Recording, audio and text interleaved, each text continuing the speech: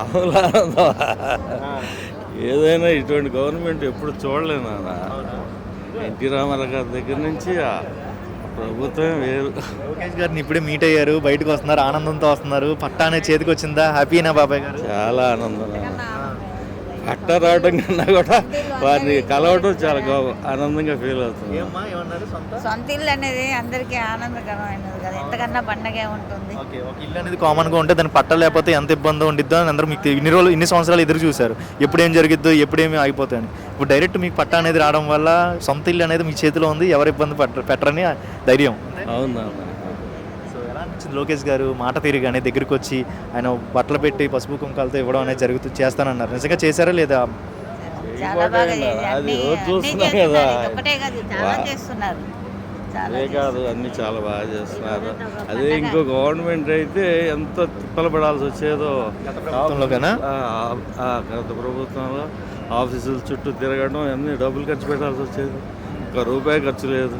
బస్సులో తీసుకొచ్చారు, ఇక్కడ తీసుకొచ్చి ఎంతో పండగ వాతావరణంలో మాకు అందరికీ చాలా ఆనందంగా ఉంది. లోకేష్ గారు పనితీరు అయితే మంగళగిరికి ప్రజలకి దగ్గరలో ఉన్నట్టుగా ఏమైనా కనబడుతున్నారా లేదా? కనబడకపోవడం ఏంటన్నా, చూస్తున్నాం కదా. ఆయనే దేవుడు.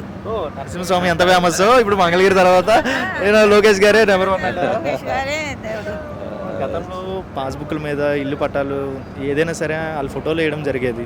ఇప్పుడు ఈ పట్టా మీద వాళ్ళ ఫోటోలు ఏమైనా ఉన్నాయా? ఉంటాయి నాన్న. ఈ పట్టాలోళ్ళు ఫోటోలోళ్ళు పోయారు కదా, ఈ ఫోటోలతో పని లేదు.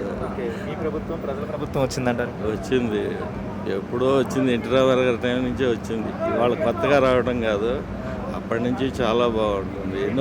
ఎన్నో ప్రభుత్వాలు చూసాము, మేము చిన్నప్పటి నుంచి చూస్తూనే ఉన్నాం కదా. ఇంత గొప్పగా ఇది ఎప్పుడు ఉండదేమో బహుశా. గతంలో చాలా వరకు చాలా మాట్లాడినారు కదా బాబాయ్, ఎలా పడితే అలా తిట్టారు, చాలా దీనంగా చూశారు. ఒక పెద్ద చంద్రబాబు నాయుడు గారు కొడుకు అయినా కూడా ఎన్ని మాట్లాడినారు. సో ఏంటి వాళ్ళందరికీ ఏం సమాధానం? వాళ్ళ పాపని వాళ్ళు పోయారు కదా. ఏదైనా పాపం పండిందాక వెయిట్ చేయాలంతే. పండింది పోయారు వాళ్ళు.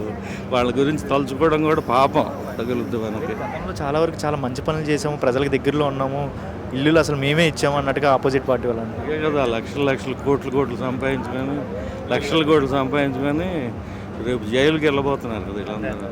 1 by 1 నెంబర్గా టైం పట్టుద్ది దానికి. పరిపాలన చేస్తున్నా అంటున్నారు. ఇంకా రాలేదు, వస్తే బాగుంటుంది, ఇంకా బాగుంటుంది.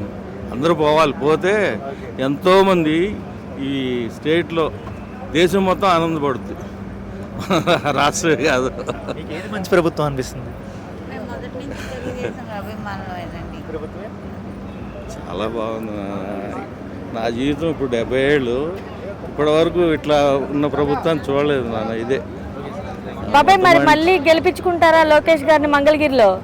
మేము బతికున్నంత కాలం మేము బతికున్నంత కాలం గెలిపించుకుంటాం. మీరు